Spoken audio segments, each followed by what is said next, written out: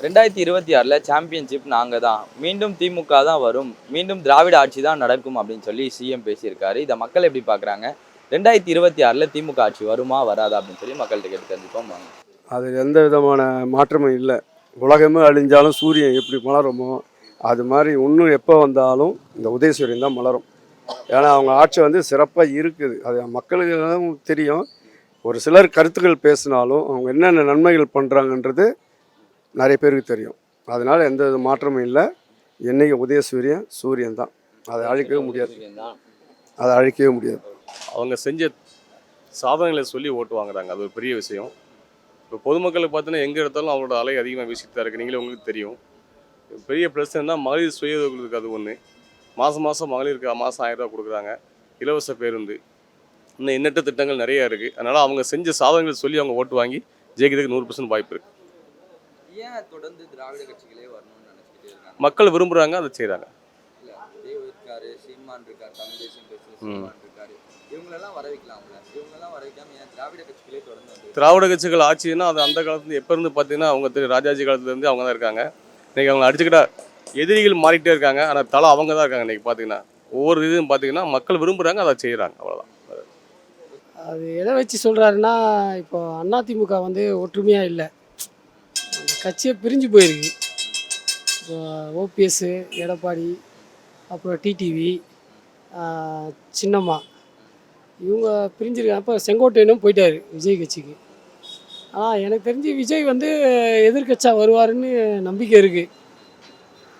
எதை வச்சு சொல்கிறேன்னா, அவரோட அரசியல் மூமெண்ட் வந்து அதுமாரி இருக்குது. இப்போ ஜனவரிக்குள்ளே விஜய் கட்சிக்கு நிறைய பேர் வரா மாரி இருக்காங்க, முன்னாள் அமைச்சர்கள்லாம். அதை வச்சு சொல்லலாம். அது கொஞ்சம் அதான் இழுப்பறியில் தான் இருப்பாங்க, சொல்ல முடியாது. என்னென்னா அவங்க வந்து, ஆனால் அவங்க தான் வர வாய்ப்பு இருக்குது. ஏன்னா இவங்க ஒற்றுமையாக இல்லைல்ல. திமுகவில் வந்து அவங்க கூட்டணி எல்லாமே ஒற்றுமையாக இருக்காங்க, யாருமே பிரிஞ்சு போகல. அது கண்டிப்பாக திமுக தான் பிடிக்குங்க, மாற்றமே இல்லை. மக்களுக்கு மிகப்பெரிய நலத்திட்டங்கள்லாம் செஞ்சுருக்கிறாரு. பெண்களுக்கு முக்கியமாக பெண்களுக்கு மிகப்பெரிய திட்டங்கள்லாம் செஞ்சுருக்கிறாரு. கண்டிப்பாக திமுக தான் வரும், அதில் மாற்றமே இல்லை. வேறு யாருமே ஆட்சி பிடிக்க முடியாது. ஏன் தொடர்ந்து திராவிட கட்சிகளே வரணும்னு நினைக்கிறாங்க? திராவிட கட்சிகள்லாம் மக்களுக்கு நல்லது பண்ணுறாங்களே, யார் வேணாலும் ஆட்சிக்கு வரலாம். அதனால் நம்ம ஸ்டாலின் அவர்கள் மிகப்பெரிய நல்லது பண்ணிகிட்டு இருக்கிறாரு. நிச்சயமாக அந்த தடவை திமுக தான் வரப்போகுது. 200 வெல்ல போகிறாரு, அதில் மாற்றமே இல்லை. கேரண்டியாக உதயசூரியன் தான் உதிக்கும். இது 100% உண்மை, இதில் மாற்றமே வராது சார். அதில் எந்த மாற்றமும் இல்லை.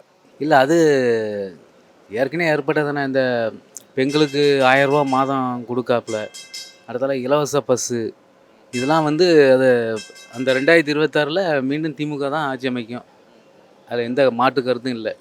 ஆமாம், 2026 அப்புறம் தான் மற்ற ஆளுக்க மீண்டும் திமுக வர்றதுக்கு வாய்ப்பு இருக்குது. அது உண்மைதான், அவர் சொல்கிறது கரெக்டு தான். முந்தாடியத்து கூட அவர் செஞ்ச திட்டங்கள்லாம் அழகாக சொல்லிட்டு வந்தார்ல. எந்தெந்த பாலம் எப்படி கட்டினேன், என்ன ஏதுன்னு எல்லாம் சொல்லிட்டு வந்தார்ல. அவர் சொல்கிறது கரெக்டு தான். திமுகவால் வந்து நிறைய பேர் பலன் அடைஞ்சிருக்காங்க. அதனால் அவர் சொல்கிறது கண்டிப்பாக நடக்கும். கண்டிப்பாக டிஎம்கே தான் வரும். திராவிட ஆட்சி தான் வரணும்னு சொல்லிட்டு அவங்க எதிர்பார்க்கலாம். பட் அவங்க நல்லது பண்ணியிருந்தாங்கன்னா அவங்களுக்கு கண்டிப்பாக மக்கள் வந்து வாய்ப்பு கொடுப்பாங்க. எதுவும் செய்யலைன்னு சொல்ல முடியாது, செஞ்சுருக்காங்க. இன்னும் நல்லா பெஸ்ட்டாக பண்ணலாம். மக்களுக்கு நல்ல இது பண்ணி நல்ல ஒரு நல்ல திட்டங்கள், வேலை வாய்ப்புகள் அந்த மாதிரி பெருக்கிறதுக்கு ஒரு நல்ல இதுவாக பண்ணலாம் அப்படின்னு சொல்ல முடியாது. ஸ்ட்ராங்காக இருக்காங்க, ஏடிஎம்கே ஸ்ட்ராங்காக தான் இருக்காங்க. அவங்க கொஞ்சம் ஒற்றுமையாக இல்லை. கொஞ்சம் போன வாட்டி கூட பார்த்தீங்கன்னா எடப்பாடி ஒரு 65 சீட்டு ஜெயிச்சார்ல. ஆனால் என்னை பொறுத்த வரைக்கும் திமுக தான் அவங்க வருவாங்க. அவங்க ஓட்டு அவங்களுக்கு இஸ்லாமியர் ஓட்டு, கிறிஸ்துவ ஓட்டுலாம் அவங்களுக்கு தான் அது சாதகமாக இருக்கும். ஆனால் விஜய் வந்து எதிர்கட்சியாக வருவார் கண்டிப்பாக. திராவிட கட்சிகள் வந்து தமிழ்நாட்டில் ஒன்று அதிமுக இல்லை ஏடிஎம்கே டிஎம்கே, இந்த ரெண்டில் ஏதாவது ஒன்று தான் வரும். ஆனால் திமுகவுக்கு 190% இருக்குது. ஆமாம், தென் மாவட்டம் ஃபுல்லாக அதிகமாக திமுகவுக்கு தான் செல்வாக்கு இருக்குது.